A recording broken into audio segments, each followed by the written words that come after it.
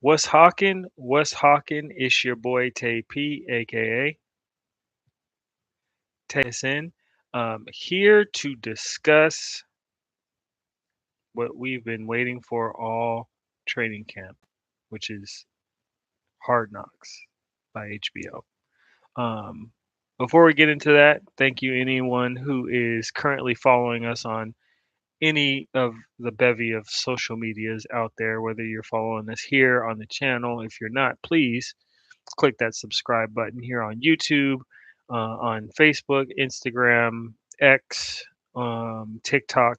You can search us at What's Hawkin 12 on all of those platforms. Make sure you subscribe and follow and do all the things. Share with your folks. Excuse me. And again, those who are already doing that, we appreciate you.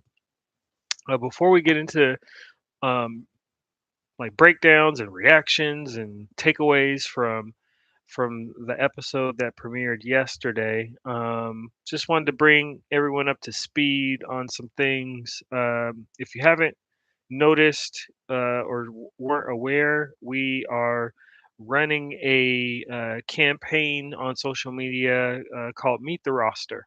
It started about a week and a half ago or so, 45 days before kickoff is when it started. And the idea is to bring and highlight two players currently on the roster.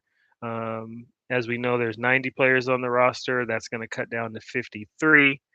And maybe you only care about who's going to make the 53. Maybe you don't. Potentially, maybe you want to get a good look at who may end up landing on our practice squad, folks who fall off the wayside. I personally have um, a community mentality where I want everyone to be involved. So the idea that close to 40 of these gentlemen will not make the 43-man roster, not to say that they won't play in the NFL throughout the season. There's all the opportunities to get picked up by other teams and things of that nature, but they won't be a Seahawk in the active roster sense. Is something that makes me uncomfortable. So I don't want to necessarily talk about who I think is or isn't fit for the roster because clearly, if they were signed by the Seahawks, I trust John Schneider in the front office and Mike McDonald and everything like that. So we've been running a campaign for the past week and a half where we feature two players. Two players times 45 gets us to the 90. So by the time we reach the day before the start of the season, we will have met or got to know a little bit more about the players on our roster. And again, some of those players, or a lot of those players, I think 16 of those players could potentially end up on our practice squad. So even though they're not on the 53, doesn't mean that they won't necessarily uh, be a Seahawk. But that coincides with Hard Knocks because Hard Knocks follows our Seahawks throughout training camp. And episode one that premiered yesterday starts even before training camp. So let's kind of get into some reactions, and I'll look down every now and again because I jotted down notes on my phone as I was watching Hard Knocks for the second time. Yeah, I am a psycho. Um, but what better way to start the episode than to feature the ring ceremony of our Seahawks, who obviously, if you're not familiar, are the reigning Super Bowl champions. And this is the first time Hard Knocks has featured a reigning Super Bowl champion since its inception in 2001 with the Baltimore Ravens. So every season in between those times has been um, either teams that for the most part haven't made the playoffs, but certainly none of those teams were reigning Super Bowl champions. So I just thought it was fitting to just start that off right off the bat. Um, I'm drawing the line in the sand personally, with episode one being the official turning of the page from last season. we're gonna hear about it. I'm probably gonna make mention to it throughout the season that we are the reigning Super Bowl champions, but that is no longer the focus. And it's very apparent in episode one that that's no longer the focus.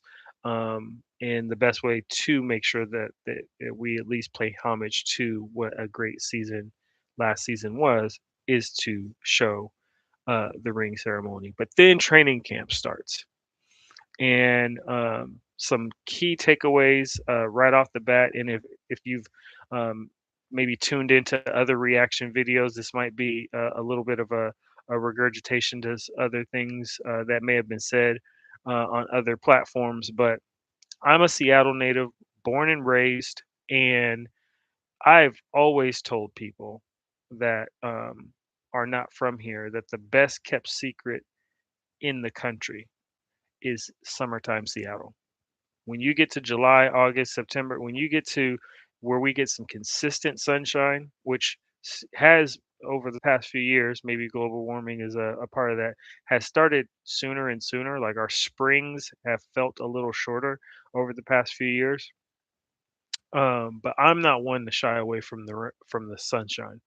I know it rains here a million days out of the year, as people tend to believe, and as true as that may seem, the adverse of when it gets hot, when we get the 70s, 80s, 90s degree weather, I don't shy away from that whatsoever. I'm a summer baby. I was born in the summer, born in August.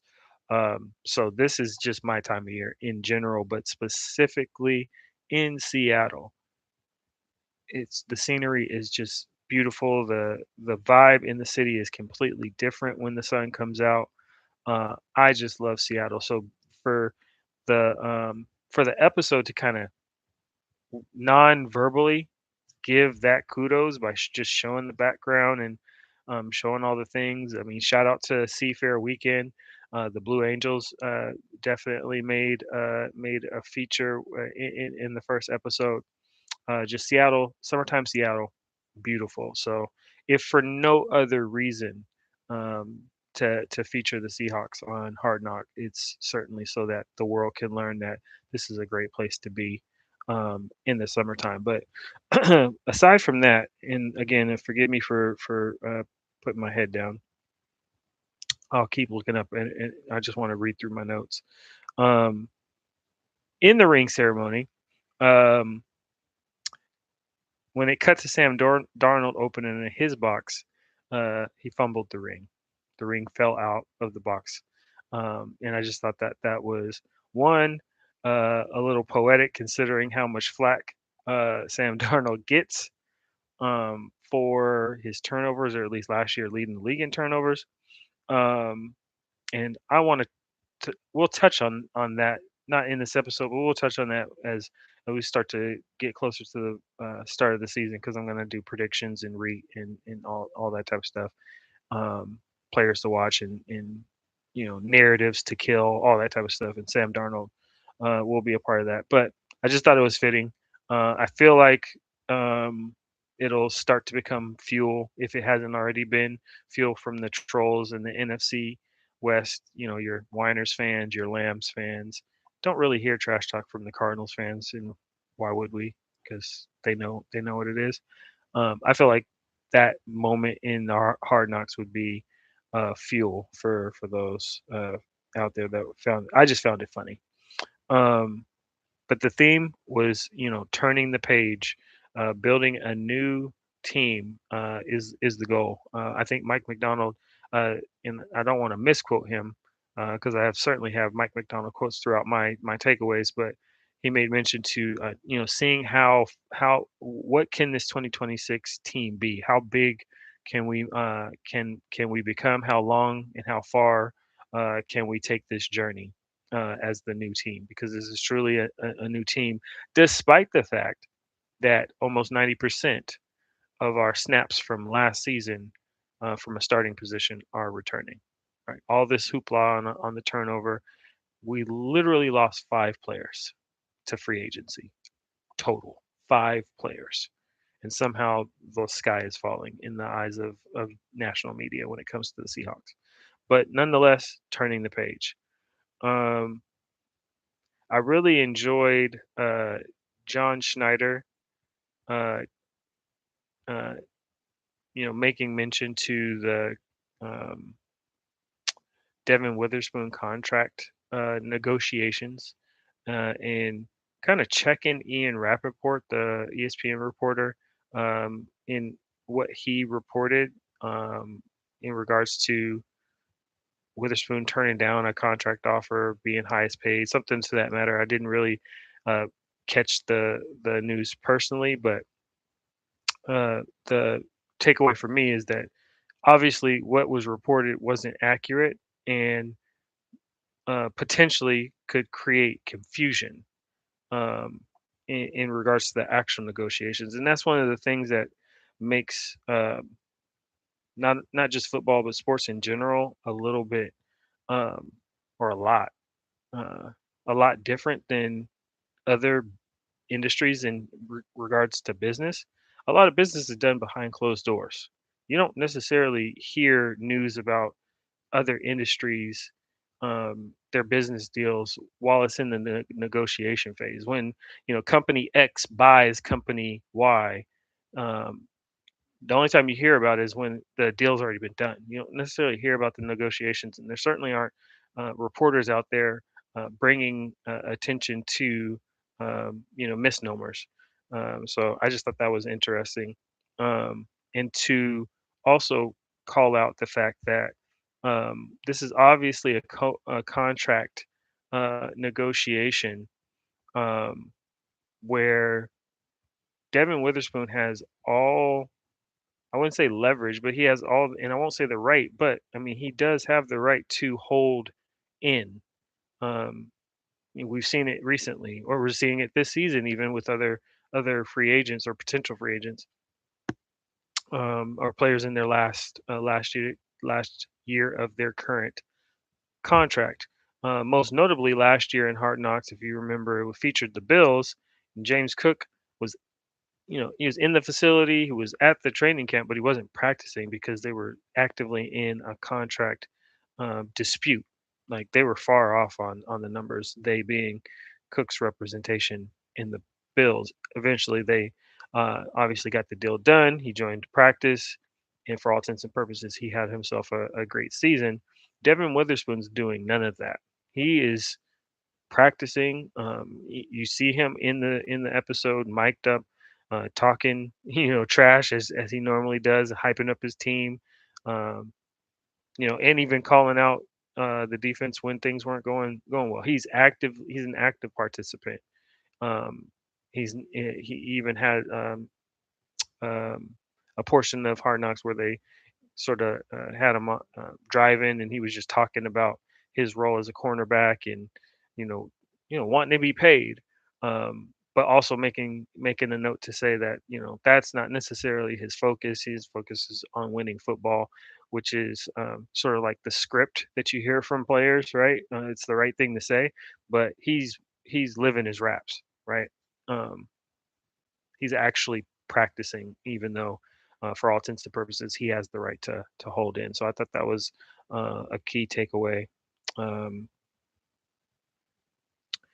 um, a lot of people are going to hone in on um, Mike McDonald in one of the team meetings, uh, bringing up the '90s Bulls, the Chicago Bulls, Michael and Phil Jackson, and what the Bulls were prior to Phil Jackson, and then obviously with Phil Jackson getting there, they do the two three-peats and sort of buying in as an organization, as a team, even with Michael Jordan having to kind of change his game around to make things work for the greater good.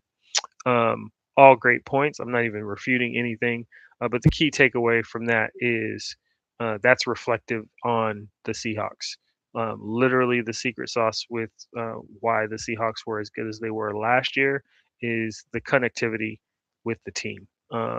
The walk-in talks that have been reported, where players are getting to know one another on a sort of deeper level, or getting to know players that you wouldn't necessarily have enough time to even interact with, which is as crazy as that sounds. You spend a whole entire season in the same building as folks, and you spend time on the sidelines and things of that nature. But there's tons of silos in football, right? The linebackers are with the linebackers, the linemen are defensive linemen with the defensive linemen. The defense in general is on their side of the house, and you got the offense on their side of the house, and all the little moving parts in mechanisms in between that. So to have like your starting defensive lineman in Jaron Reed, um, you know, learning more about snapper Chris Stoll as an example, or Michael Dixon specifically, I think is the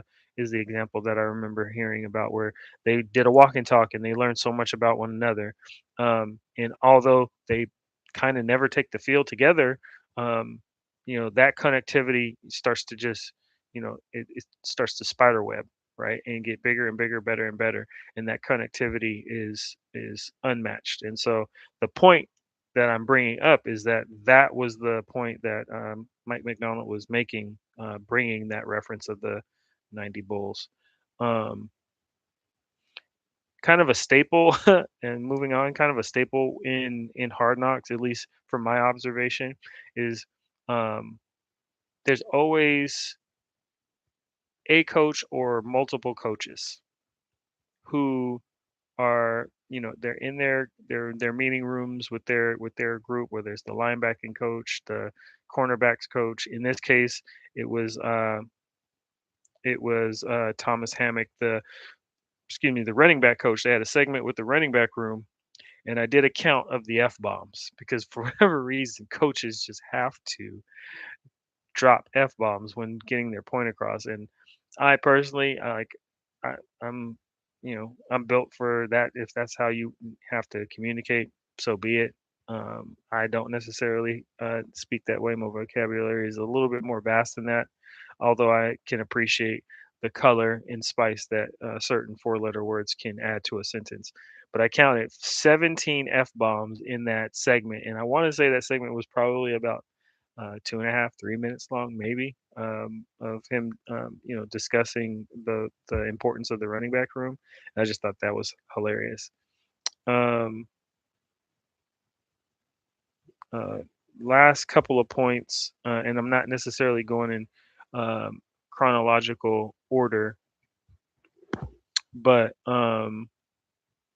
Cooper Cup. He was featured in a segment of it, and it was closer towards the end of the episode. Um, but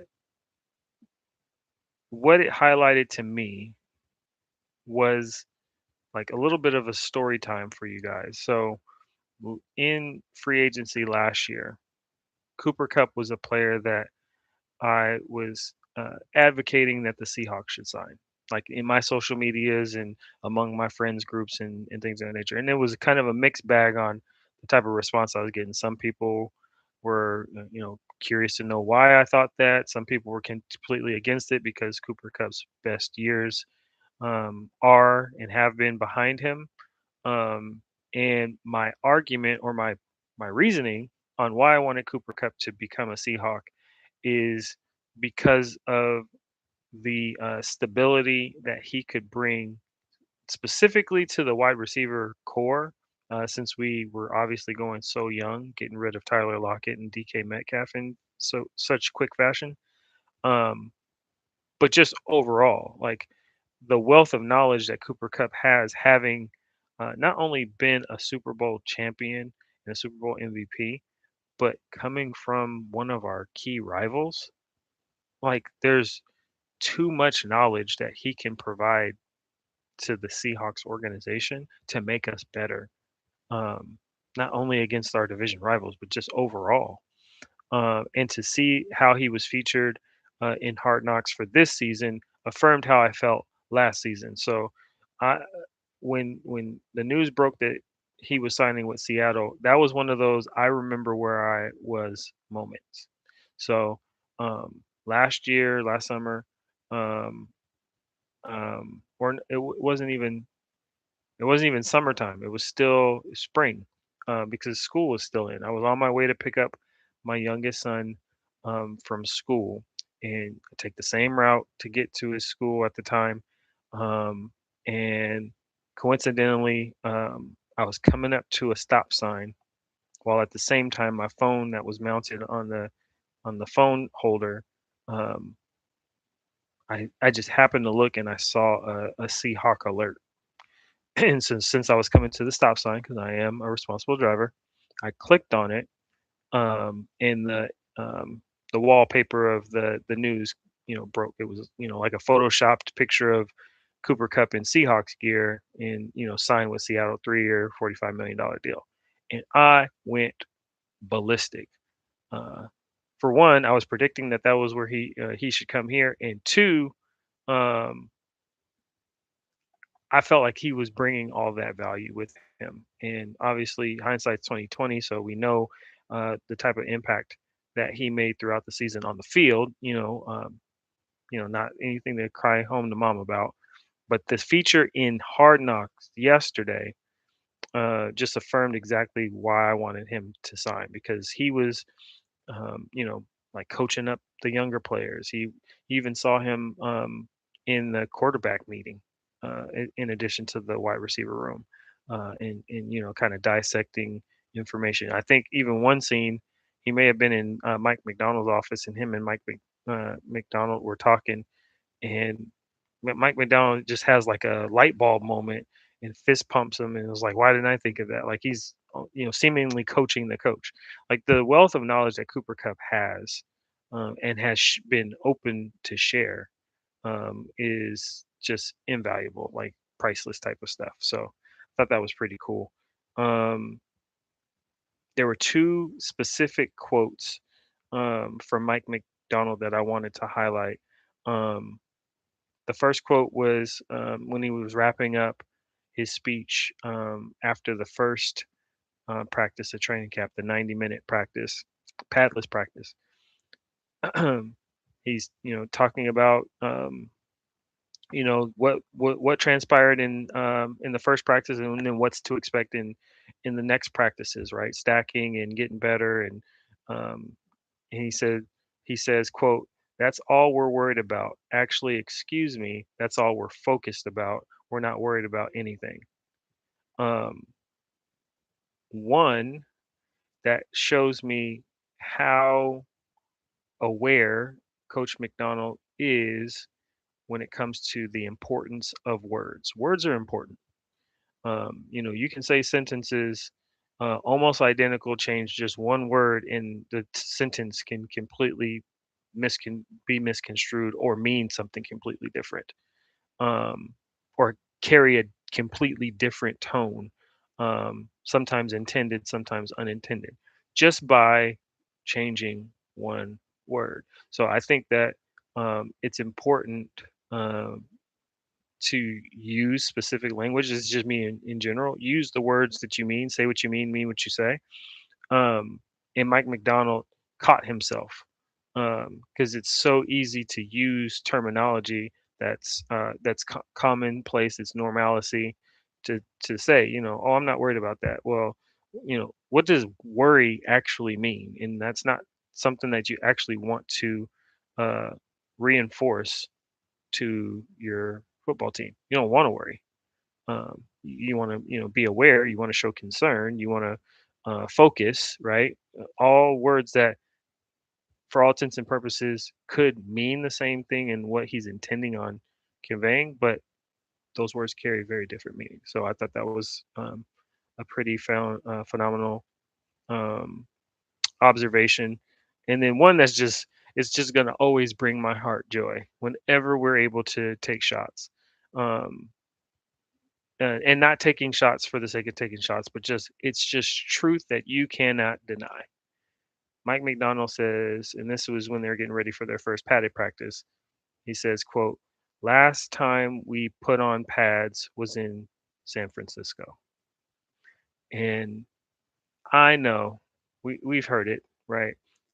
No one's taking this Super Bowl seriously, especially not 49ers fans. They compare it to the NBA championship in the bubble, calling it the Mickey Mouse championship, which that within itself I think is ridiculous. Winning a championship is hard or difficult. Pause. No matter what the circumstances are, and some can even arguing that trying to win a championship during a global pandemic has its own challenges that doesn't necessarily make it better, makes it worse. Um, but yeah, San Francisco 49ers fans certainly hate the idea that the Seattle Seahawks won a Super Bowl, let alone won a Super Bowl in their city on their field. We pop champagne in their locker room. They can't undo that. They can't unsee that. No matter how much they try to, flip the narrative, change the narrative, bring up the fact that the Seahawks were at one point a joke, the butt of a joke rather, in the NFL while they were winning championships that they haven't done since Michael Jordan was winning those championships in the 90s. Like that nice tie-in, don't you? Yeah, I just will always take the opportunity to remind the 49ers fans where they sit in today's climate of hierarchy. Um, last two um, last 2 points, and then we'll get out of here. Um, One being what I think is the most important, if I had to rank any of these takeaways and reactions, is the accountability um, by uh, defensive coordinator Aiden Dirty, um, Mike McDonald, and fullback Brady Russell, the one who was peed on by the goat. Spoiler if you haven't seen it. So the situation is such, it's training camp, things are getting testy, some fights broke out, and um, there was like a little shoving match. It wasn't even necessarily a fight between um, Bryce Cabledew and Terrence Knight, um, which actually started with Bryce Cabledew. I think he just shoved Rodney Thomas after a play, um, and not even shoved, just like like a little love tap push. Um, but it offended Tyrese Knight. Knight came to the defense of Rodney Thomas. Rodney Thomas and Cable are pushing back and forth. That's what kind of starts the scrum. People were breaking it up. It's not really a fight, but out of nowhere, Derek Hall, like just body slam, suplex, chokes Bryce Cable um, and that's what is the thing. That's what has everyone's attention. And Coach Mike McDonald is just discussing on the sidelines, like, yo, like, can't do that. That's disappointing, and this, that, and the third. And Aiden Dirty is like, yeah, that's terrible, but like what Brady Russell had to say in response to that is like just as bad. Something to the effect of like Derek Hall changing now that he's gotten his contract that he just signed this past offseason, 3 years, $42 million, if not mistaken. Huge pay raise from his rookie contract. Um, Very small comment can have very big implications, and I think Aiden Dirty even said like those are the things that start to deteriorate. The camaraderie within a team. It's those type of comments. Um, and Mike McDonald was like, "Yo, I didn't even know, like that. Well, that's news to me, right?"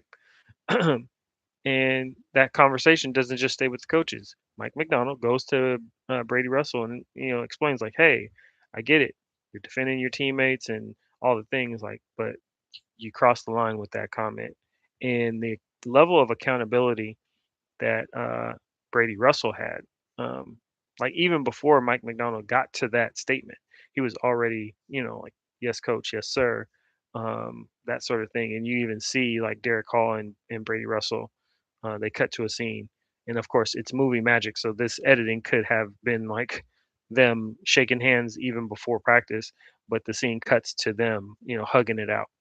Um, and for me, movie magic aside, for my money, I will always side with right.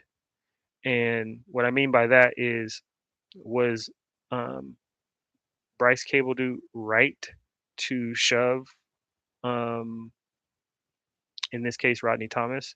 No, he wasn't right for doing that. I wouldn't say he was wrong. He's kind of heated the battle type stuff, but he wasn't right. Was Tyrese Knight right in defending his teammate? Defensive player defending another defensive player? Yes, that's what you're supposed to do. Um, was Derek Hall right in defending his side of the ball? Yes. In the way that he did it? No. Like basically, similar to a sucker punch. Like you came from behind him, pause, and body slammed him. Like it wasn't face to face. And I'm not saying that because Derek Hall is running away from fades or any of that. It's just that's what it is. It's not right. Now, in turn, Brady Russell is coming to the defense of his offensive side. Like, yo, you don't do that, which is the point he was trying to make. But he wasn't right in the comment that he made in regards to the money potentially changing Derek Hall. And so I always side with right. And what Mike McDonald did in that scenario is get everything right. Like, yo, I get it. You're defending your teammate. That's not how we do things, for all intents and purposes. And he was even very like soft in his approach in terms of delivering the information, which is why words are important, tone is important. Like his communication skills are second to none. So I just think that it's that um, those type of things uh, that are obviously going to happen throughout training camp, and certainly there's going to be adversity that you are met with throughout the season. It's that mentality, that approach, that focus is what makes this team as special as it is. And I know it sounds crazy, but that's what separates winning and losing. It just does.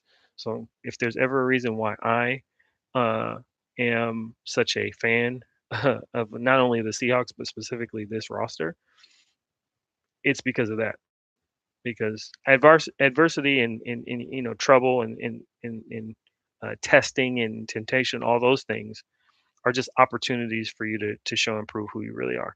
And um, in a very small incident, probably minuscule to the grand scheme of things. Um, that's what was displayed. So, yeah, aside from that, the Blue Angels, got a huge feature.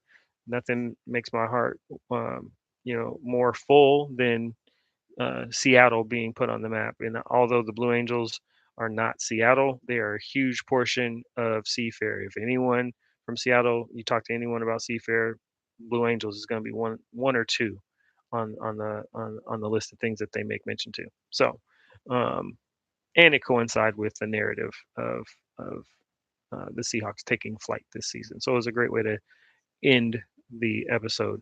Are you excited for episode 2 like me? Please comment and all the things. It sounds like there was 2,100, so 2,100 hours worth of footage shot for episode 1 to condense it down to, like a 50-minute, 1 hour episode. Um, so I'm kind of like, well, what else was there? Like, give me all the information, because I'm a fanatic like that. But um, obviously, everything that's taking place from now until next week is what we'll see in episode 2, and I'll try my hardest to do these recaps immediately the day following. So every Wednesday between now and the season finale, which is 4 weeks from now. So we got 4 more of these. I'll try to tune in. But until then, thank you again for following What's Hawkin. If you're not following on Instagram, do that. If you're not following on Facebook, Twitter, uh, TikTok, and of course here at YouTube, everything is at What's Hawkin. Please do that. Share, like, subscribe, all the things. Tell a friend. Until then, I'm your boy Tay P, aka TaySN. Peace.